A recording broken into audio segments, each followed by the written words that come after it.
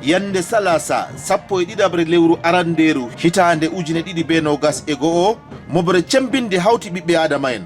ha yonde jawro Majir Marza nder juuɗe sous-préfet mo ngawnere arana David Dador Dibango jawro Adda Aissatu jaɓi ɗerewol seedoram ko jawrangal maako on man umri mo hangare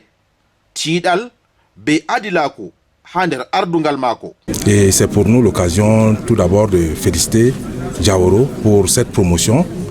Arande kam min waɗanimo barka be laamu ngu o laami hande ɓaawo man bo nder jangirle ɗe o jangi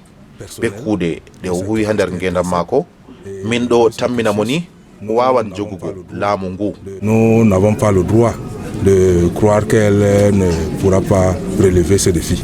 Hajja Adda Aissatu latti arano ha rewɓe fulɓe laamuɓe jawro ha nder diwal Adamawa ngam majum sous-préfet mo ngawndere arana ɗaɓɓitiri ɓiɓɓe adama en gonɓe ha fattude nde no ɓe wallomo soggugo kugal ngal. On est souvent habitué à Hajji Hawoyla ɓurna fu en laara bana rewɓe yottay laamango nokkuje men yottay laamango gure men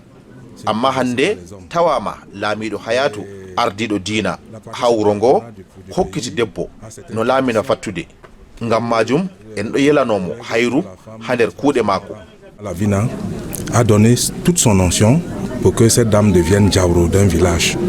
Laamiɗo ngawnere El Hadj Mouhamadou Hayatou Issa walliri mobre nde be tawego e maare diga yende 19 lewru tatabru hitande ujune ɗiɗi be 17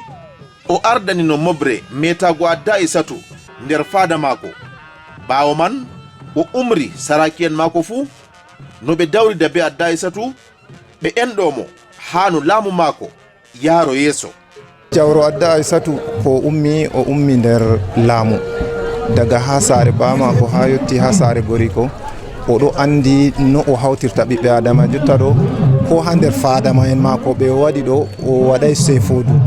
o hosani le'i fuu o waddi ha les mako ngam heɓa ɓe dawrida ɓe huuda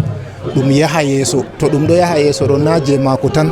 je nokkure man fuu je leddi fuu. Sukaɓe cuklantoɓe hoolare nder fattude Majir Marza wiyeteɓe comité de vigilance joƴƴinama dow koromje maɓɓe ngam tabutungo de'ende nder fattude nde. Hajja Adda Aissatu ɓinguel Abou Hamidou Marza huyno duuɓi ɗuɗɗi ha bariki o sigowa jawdi wiyetenga banque yande o hoosi laamu fattude Marza o latti debbo te'aɗo be ɓikkoye nayoy